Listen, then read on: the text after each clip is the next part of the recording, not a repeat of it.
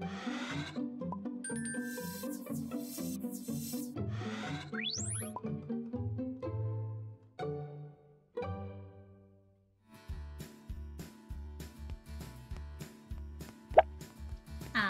pamamasyal. Araw ng Sabado, maagang nagising si Jane. Sasamahan niya kasi ang mga pinsan niyang sina Jaja at Joji sa pamamasyal. Galing sina Jaja at Joji sa Japan. Ilang araw silang magbabakasyon sa Pilipinas at ililibot sila ni Jane sa iba't ibang lugar. O, saan-saan kaya sila ililibot ni Jane? Tignan nga natin.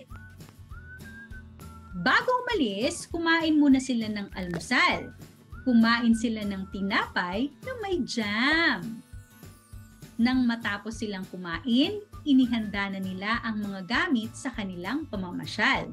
May dala silang jacket dahil maulan at malamig ang panahon.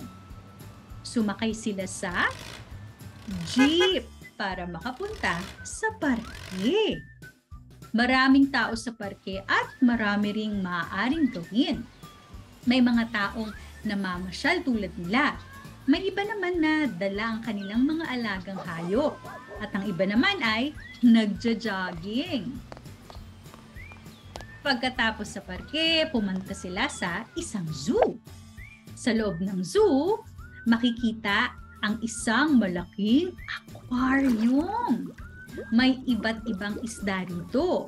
May mga pagong at jellyfish rin. Sa laki ng zoo, napagod ang magpipinsan at nagpahinga. Uminom sila ng juice at nagkwentuhan. Tuwang-tuwa sina Jaja at Joji at nangako na kapag si Jane naman ang bumisita sa kanila, sasamahan din nila itong maglibot sa Japan. At dyan nagtatapos ang kwento, ang pamamasyal.